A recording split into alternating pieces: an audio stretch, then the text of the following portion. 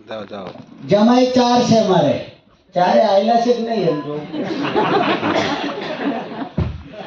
4 જમાઈ છે, એમાં એક નથી આવેલો. એ દીકરી આંગણવાડીમાં કાર્યકર છે, કોઈ કારણોસર નથી આવી શક્યા.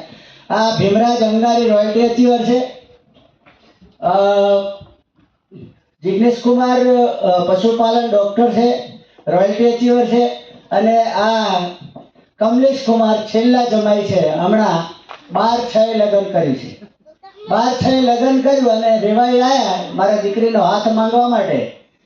અને મેં કીધું છોકરો શું કરે છે? એટલે કોઈ નહીં, કોલેજ પૂરી કરી છે એમ.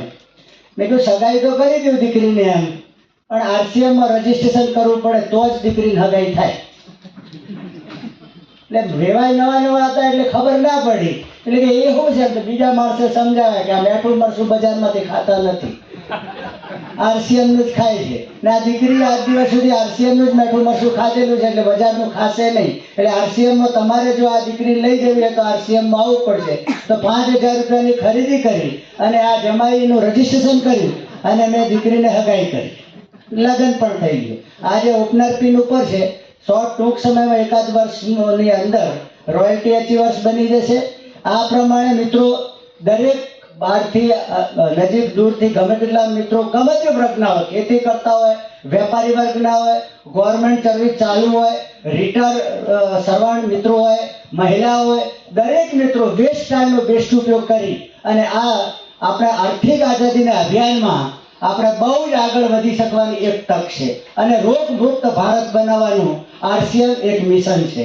તો આપણે ટાઈમ ન બગાડતા આ મારો તમામ આ પરિવાર છે.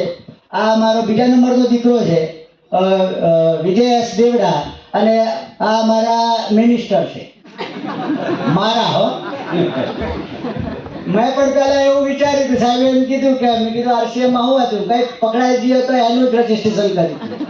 એટલે આજે પૈસા એના જ ખાતામાં આવે છે. એટલે પ્રેમથી આગલા દિવસથી સમજાવી અને ગાડીમાં બિહારવાનો ટ્રાય કરું છું, પૈસા ઉપાડવાનું થાય.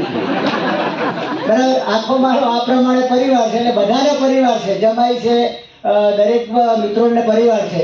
પહેલો ચેક મારો 120 રૂપિયા, બીજો ચેક 498 રૂપિયા, 1000, 2000, 3000 આમ કરતા કરતા 13 થી 14 લાખ રૂપિયા દેવું હતું મિત્રો.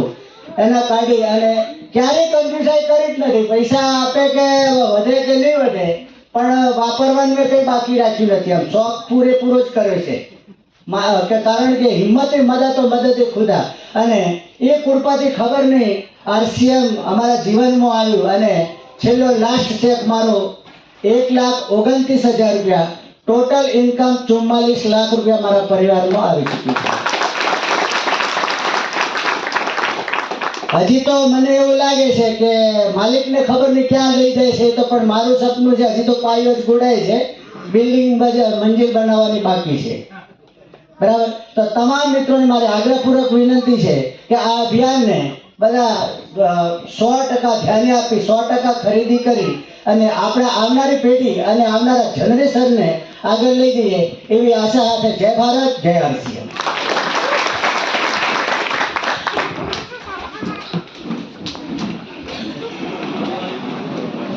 10 તારીખનો આપણે રવિ સાહેબના પ્રોગ્રામમાં વધારેમાં વધારે આપણે આપણા પરિવારને સામેલ કરવા